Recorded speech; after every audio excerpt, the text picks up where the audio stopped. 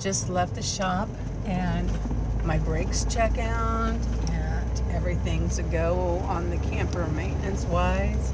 Yay. And the mechanic Johnny, who works at Standage Tire and Auto, he took the motorhome for a test drive. But as he did, he was explaining to me about the water system here in Blythe. And let me get out and show you. They have canals, which are man-made, and they